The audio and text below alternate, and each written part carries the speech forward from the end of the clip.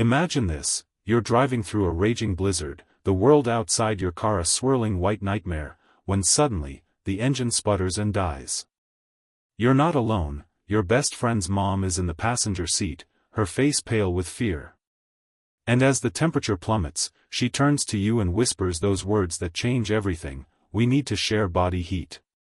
But what if surviving the storm means confronting secrets that could shatter lives? Stick around, because this story of survival, forbidden feelings, and unbreakable bonds will have you on the edge of your seat. My name is Alex, and this all started on what was supposed to be a simple weekend getaway. I was 22, fresh out of college, and my best friend Jake had convinced me to join him and his family for a ski trip up in the mountains. Jake's mom, Elena, was the kind of woman who turned heads without trying, elegant, warm, with a laugh that could light up a room.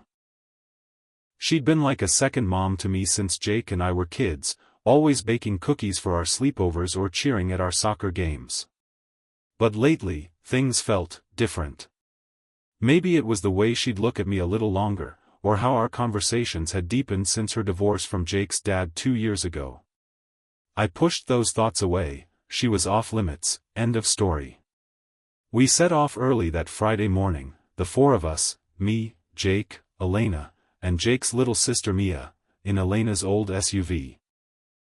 The weather forecast had mentioned snow, but nothing like the monster storm that hit us halfway up the pass.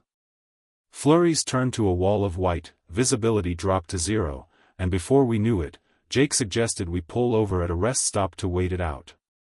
But Elena insisted on pushing forward. The cabin was only an hour away, she said. That's when disaster struck. A deer darted across the road, Elena swerved, the SUV skidded on ice, and we slammed into a snowbank. The impact wasn't bad, but the engine wouldn't start again. We were stranded. Panic set in quickly. Jake tried his phone, no signal. Mia started crying, huddled in the back seat. Elena took charge, her voice steady despite the fear in her eyes. Okay, everyone, stay calm. We have blankets in the trunk, some snacks. Help will come eventually. But as the hours ticked by, the cold seeped in like an unwelcome guest. The wind howled outside, shaking the car, and the temperature inside dropped fast. By nightfall, we were all shivering uncontrollably. That's when Elena made the call: we can't stay like this. Jake, you and Mia bundle up in the back with all the blankets. Alex and I will take the front. We need to conserve heat. Jake nodded, too exhausted to argue, and soon he and Mia were asleep in a cocoon of fabric. Elena and I sat in silence for a while, our breaths visible in the air. Then she turned to me, her voice barely above a whisper: Alex, it's getting too cold. We need to share body heat. It's the only way. My heart raced. Was this really happening? I hesitated, but the chill was biting into my bones. We scooted closer, her head resting on my shoulder, our arms wrapped around each other under the blankets.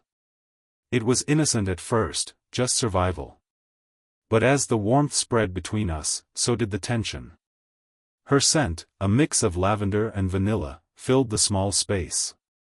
I could feel her heartbeat against my chest, steady and strong.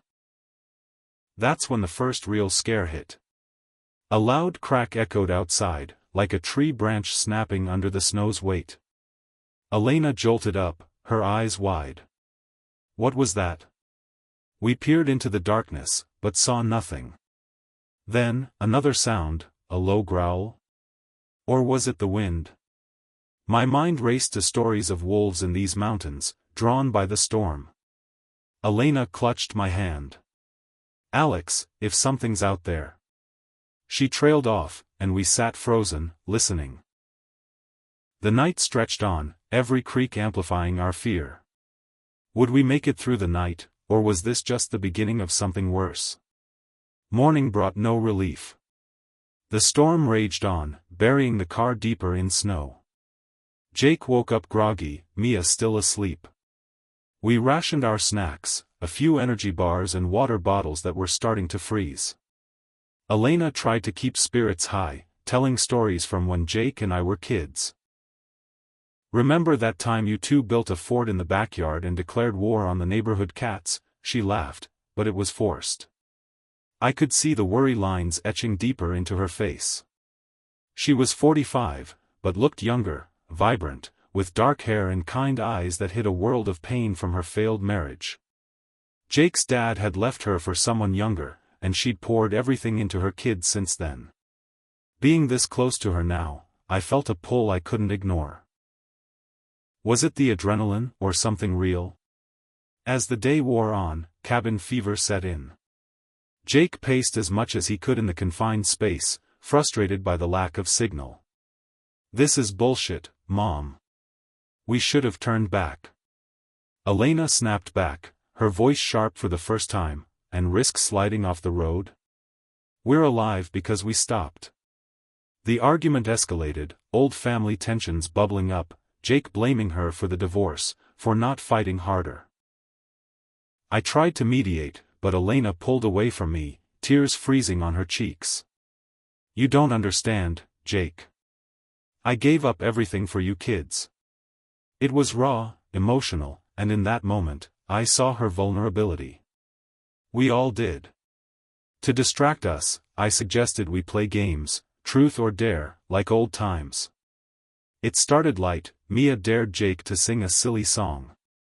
But when it was Elena's turn, she chose truth. Jake asked, half-jokingly, "Mom, have you dated anyone since Dad?" The car went silent. Elena glanced at me, then away. "No," she said softly. "But, there's someone I've thought about." My pulse quickened. Was she talking about me? The question hung in the air, unspoken. Jake laughed it off, but the seed was planted. As the sun dipped low again, the cold returned with a vengeance. Mia complained of a headache, her face flushed. Was it dehydration? Or something worse? We had no medicine, no way out. Elena held her daughter close, whispering comforts, but I could see the terror in her eyes. What if Mia got sicker? The thought gnawed at us all. Night 2 was brutal. The battery died, killing the faint heat from the vents we'd been running intermittently. We all huddled together now, but space was tight. Elena ended up pressed against me again, her body trembling. "Alex," she murmured in the dark, "thank you for being here. You're stronger than you know." Her words stirred something deep. A mix of protectiveness and desire. I wanted to tell her how I'd always admired her resilience, how she'd been my rock when my own parents fought. But before I could, a violent gust rocked the car, and snow avalanched onto the windshield, burying us further. "Oh God," Elena gasped. "We're trapped under this. If it keeps piling up." Cliffhanger number 2, the air felt thinner, the weight pressing down. Were we running out of oxygen? Panic clawed at my throat as we dug at the snow with our hands, but it was endless.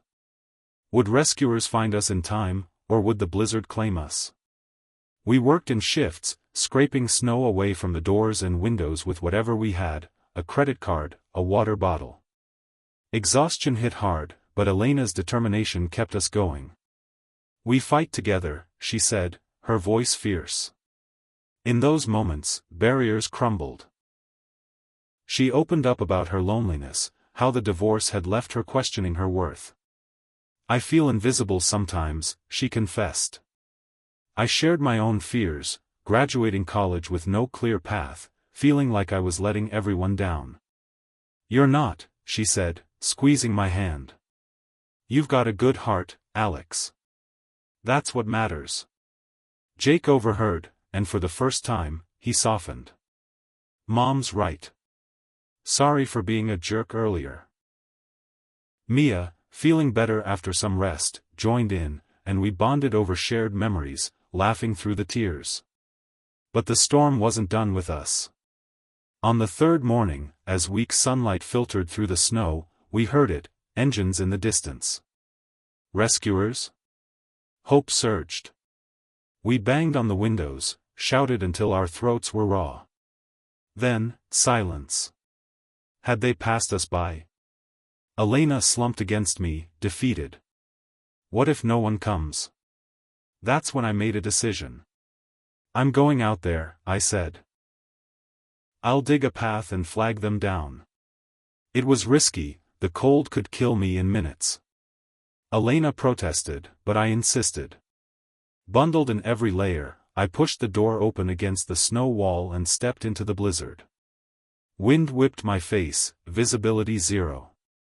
I trudged forward, heart pounding, calling out. Minutes felt like hours. Then, a shape emerged, a snowplow.